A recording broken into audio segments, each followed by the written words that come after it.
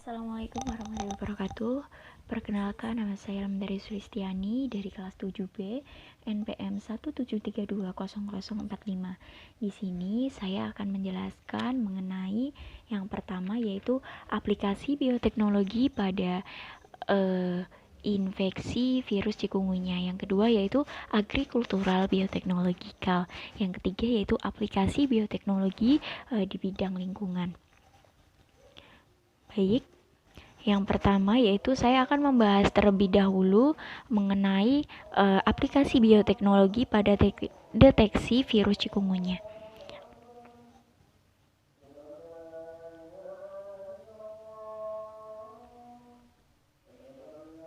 Yang pertama yaitu saya akan membahas terlebih dahulu mengenai penyakit tular vektor.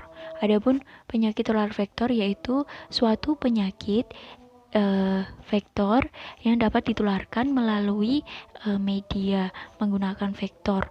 Jadi penyakit vektor ini tidak dapat ditularkan melalui manusia dengan manusia, namun penyakit vektor ini dapat ditularkan jika dia memiliki vektor penyalur yang akan sebagai penyalur penyakit tersebut, yaitu pada umumnya yang sebagai vektor yaitu biasanya serangga arthropoda. Adapun jenis-jenis jenis-jenis saat ini saya akan membahas spesifik mengenai yang ditularkan oleh nyamuk, biasanya yaitu malaria, chikungunya, kemudian filariasis. Nah, selanjutnya yaitu klasifikasi umum virus yang menjangkit pada manusia, yaitu pada genus Flavivirus dan famili Flaviviridae, yaitu pada dengue virus dan juga Zika virus. Nah, kemudian pada genus Alphavirus dan famili Togaridae, yaitu pada chikungunya. Selanjutnya yaitu persamaan pada Flaviviridae dan juga Togaridae, yaitu dia sama-sama memiliki materi genetik RNA. Yang kedua yaitu terdiri dari untai tunggal atau single strand. Yang ketiga yaitu struktur yang diselubungi oleh envelope. Selanjutnya yaitu persamaan dan juga perbedaan alphavirus dan juga flavivirus. Gejala yang ditimbulkan pada pasien yaitu biasanya berupa demam, emah, ruam pada kulit, nyeri kepala, dan juga maliase. Kemudian pada alphavirus dan juga flavivirus ini memiliki epidemiologi yang sama. Kemudian sebagian besar ditularkan pada arthropoda tadi yang sudah saya jelaskan sebelumnya. Kemudian mereka ini sama-sama memiliki melakukan replikasi pada sitoplasma.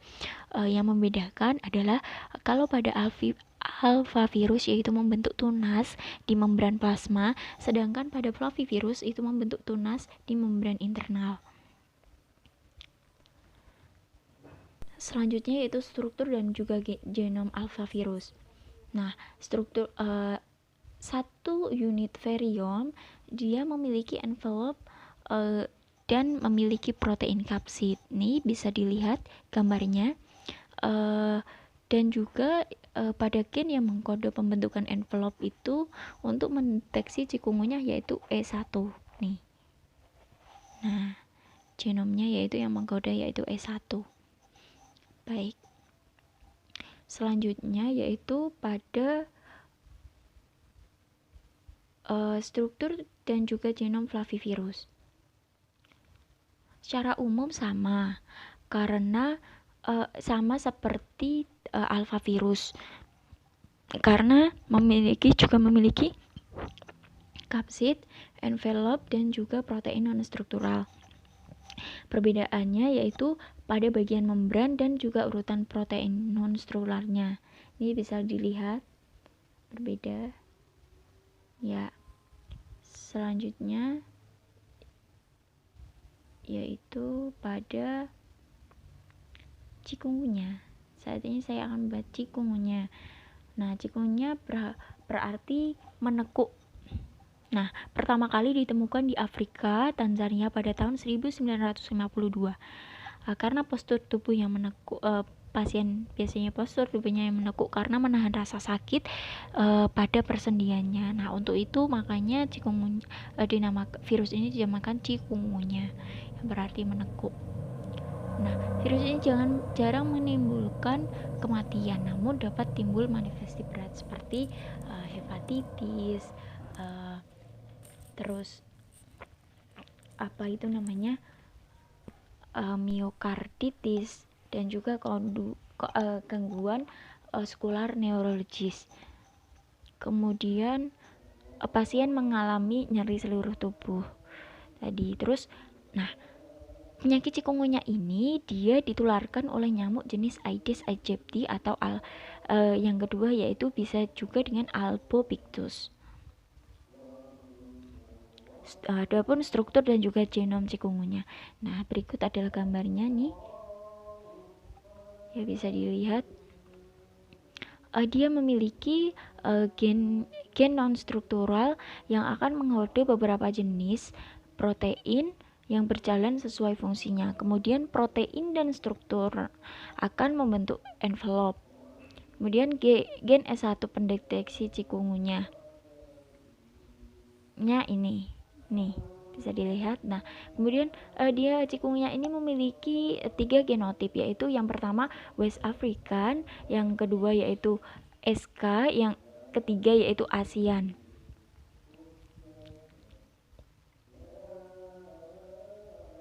Nah,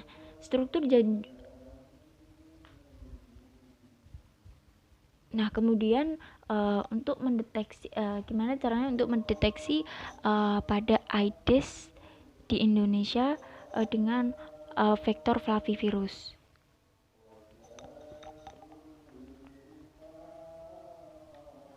Yaitu dengan menggunakan RT-PCR flavivirus. Apabila general negatif, maka dia akan terinfeksi oleh cikungunya.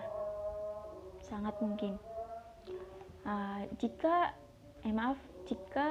general negatif, jika general negatif berarti itu sangat mungkin terinfeksi oleh cikungunya. Sedangkan jika positif, kemudian dites lagi dengan RT-PCR. Apabila hasilnya positif, maka dipastikan atau diduga itu dia mengidap getah virus atau simbin atau jenis virus lainnya. Selanjutnya yaitu pada penyebaran cikungunya dengan genotipnya. Adapun penyebarannya yaitu memerlukan vektor, yaitu biasanya pada cikungunya ini yaitu tadi sudah dijelaskan, yaitu pada Aedes aegypti, dan juga yang kedua yaitu vektor Albopictus. Nah, namun di Indonesia ini banyak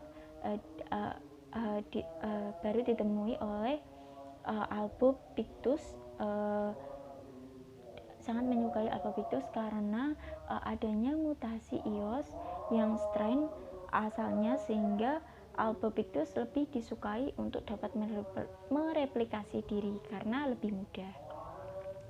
Namun penelitian ini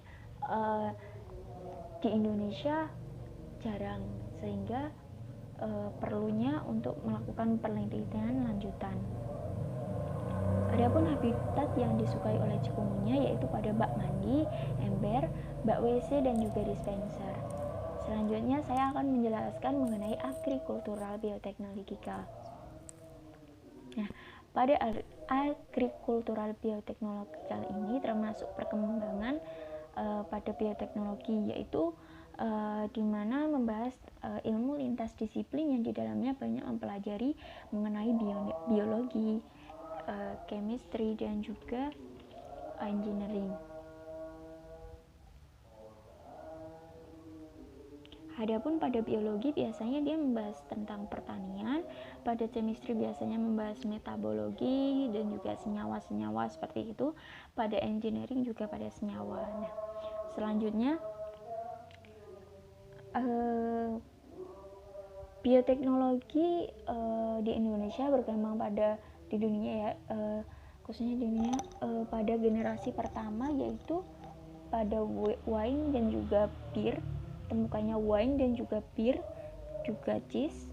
Nah, pada generasi kedua ini membahas mengenai apa sih yang berperan dalam mikroorganisme apa sih yang berperan dalam pembuatan seperti wine dan beer. Nah, sedangkan generasi ketiga ini lebih ke modifikasi, yaitu bagaimana sih agar alkohol itu menjadi bisa hasilnya lebih banyak, terus kemudian keju itu baunya lebih enak, seperti itu.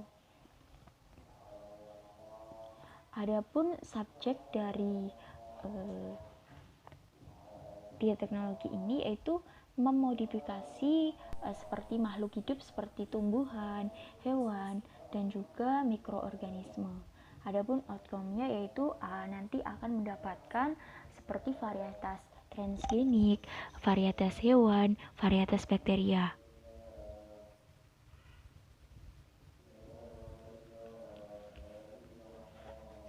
Selanjutnya yaitu masalah yang dihadapi saat ini yaitu tingginya populasi yang terus meningkat, kemudian penyakit yang terus meningkat, dan juga produksi makanan yang tidak seimbang karena semakin meningkatnya populasi.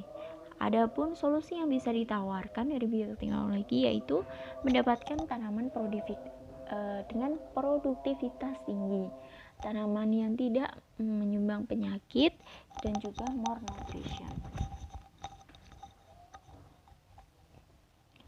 Adapun alat dan juga teknik ilmu yang digunakan yaitu ada 3, yaitu in vitro culture.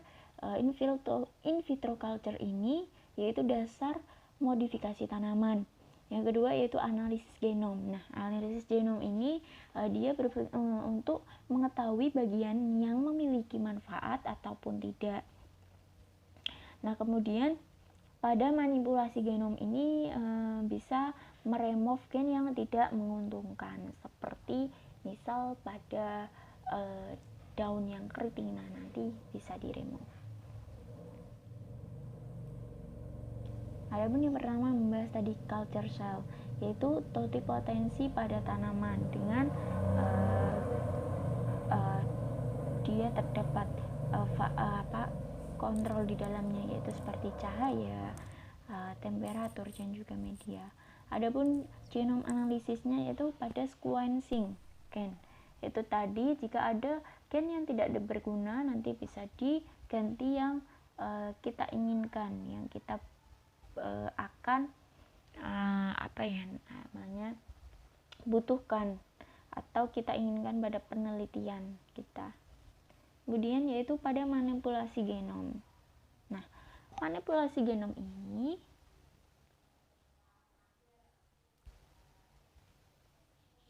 dia membutuhkan karena ada tadi salah satunya Agrobacterium nih, Agrobacterium tumefaciens.